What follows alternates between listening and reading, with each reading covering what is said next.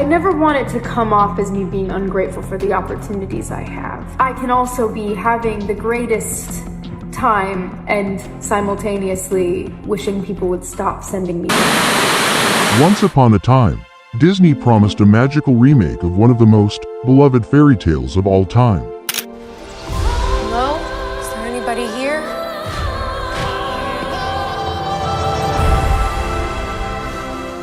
But what if that magic turned into a curse? No one on the right side of America can stand the star of this movie. But you don't seemingly like your own character, so she comes off as an insufferable, whiny brat. The star, Rachel Zegler, is unbelievably charmless in public. She was, as woke as they are. She just sounds bitter and angry. I don't think they're gonna buy it. I don't think they're gonna watch it. I don't think they're gonna like it. What if the one chosen to carry the mantle of Snow White was more of a poisoned apple than a princess?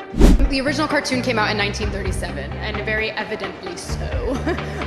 There's a big focus on her love story with a guy who literally stalks her. Yeah. Weird. So we didn't do that this time. Meet Rachel Zegler, the young starlet who was supposed to breathe new life into Disney's Snow White. Instead, her fairy tale journey has turned into an absolute disaster, a cursed tale that nobody saw coming.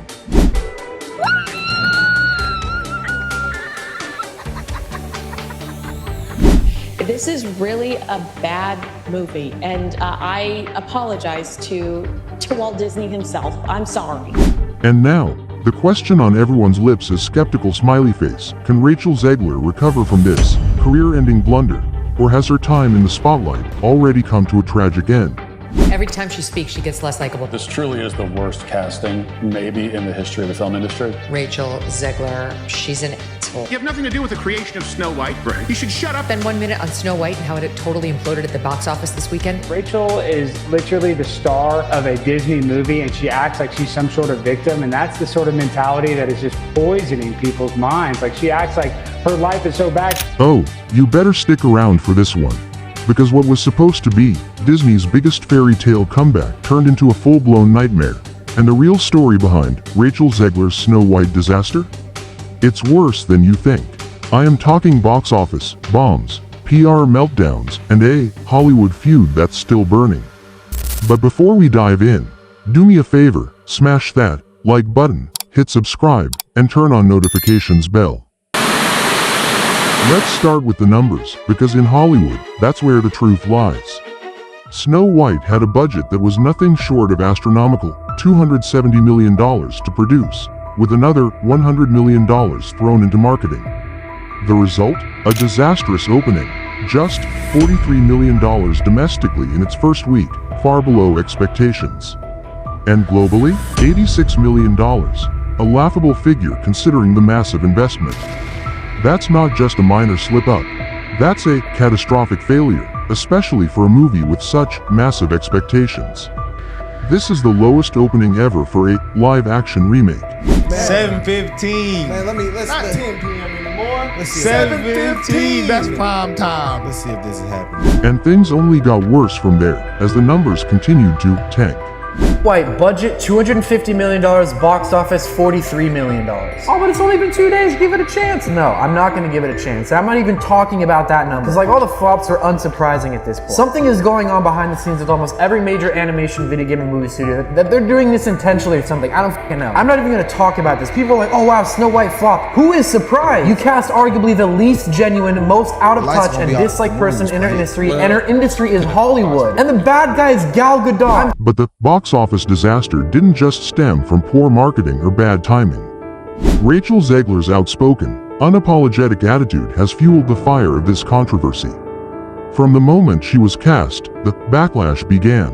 Fans of the original Snow White were already skeptical of Disney's decision to cast a Latina actress in the lead role. But instead of calming the waters, Zegler made things worse with her public criticism.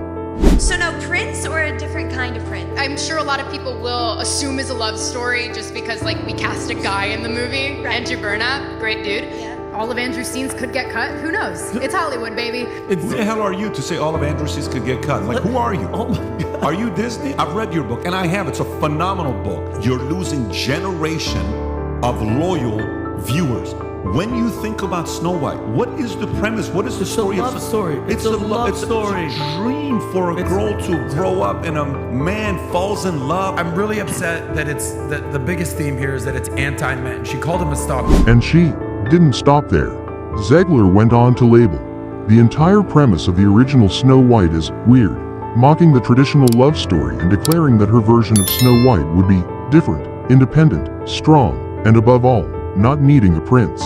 I say, if I'm going to stand there 18 hours in a dress of an iconic Disney princess, I deserve to be paid for every hour that it is streamed online. And we absolutely wrote a Snow White that is not going to be saved by the prince. She's not going to be saved by the prince, and she's not going to be dreaming about true love. She's dreaming about becoming the leader she knows she can be. Instead of owning the role and embodying the magic of the character, Zegler opted for confrontation.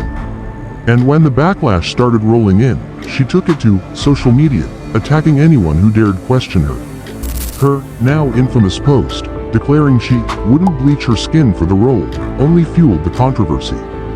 This wasn't just a clash of opinions. This was a full-blown public relations disaster. Behind the scenes, the drama escalated even further. Zegler, once a rising star with a Golden Globe to her name, was turning into a PR nightmare. Insiders claim Disney executives were desperately trying to rein her in, pleading with her to stop her social media rants and stick to the script. But Zegler, ever the rebel, didn't listen. In fact, according to reports, Disney executives even considered cutting ties with Zegler during filming, but it was too late. The movie was already in production, and she was already at the center of the chaos.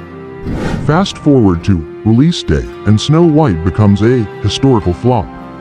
The movie's opening weekend was a train wreck. Instead of the raving reviews Disney hoped for, the critics panned the film, calling it boring, mediocre, and completely forgettable. Alright guys, I watched Snow White, so you don't have to. Let's get into it. Now first things first, Snow White gets her name not from the fairness of her skin, as we obviously know Rachel Zegler would be a miscast in that sense. Instead, she gets her name from surviving a snowstorm. Her father and mother are king and queen to a utopian communist society. I'm not joking, guys. Everybody shares and is mindful of what each person is getting, and we spread our resources evenly, which is where this idea of fairness, as Snow White is the fairest of them all, is really presented in the film. But it wasn't just the critics. The fans were equally unimpressed. From the moment the movie hit theaters, the backlash only intensified. Fans of the original film couldn't stand Zegler's take on the character, and they made sure to voice their disdain. One comment summed it up perfectly. She's acting like she's giving a TED Talk in the medieval era. Ouch. What would you say to those who are just kind of overly critiquing the film at this point? You've worked so hard on it. All right. Congrats, Rachel. And, despite everything, Zegler seemed unfazed. In the face of crushing reviews and diminishing ticket sales, she posted on social media about how Snow White was #1 in the world. Never mind the fact that her film had a $270 million budget and could barely scrape by. But hey, a couple of emojis can always save the day, right? She truly believed that the controversy, the hate, and the drama would somehow turn into a marketing tool. That people would flock to the theater just to see her, the princess they loved to hate. But reality doesn't work that way, does it? And the fallout doesn't stop there. Behind the scenes, Zegler's relationship with her co-star Gal Gadot also began to sour. The two, reportedly divided over political differences, became the talk of the set. Rumors swirled that their feud was so bad that it was affecting the entire cast. But my name is Gal, and I'm Jewish, and we have had enough of Jew hatred. Was this just another symptom of Zegler's growing inability to work as part of a team? Or was there something more sinister at play? So, where does Rachel Zegler go from here? A promising career that once seemed unstoppable has been crushed under the weight of controversy, public relations disasters, and a career-destroying box office flop. She may have been the golden girl of Hollywood, but now, her future in the industry is uncertain. Is Zegler done for? Can she salvage her career, Or is this the end of the line? Leave your thoughts in the comments below. Don't forget to like, subscribe, and hit the bell for more deep dives into Hollywood's biggest controversies. This is a fairy tale that went horribly wrong, and the final chapter might still be unfolding.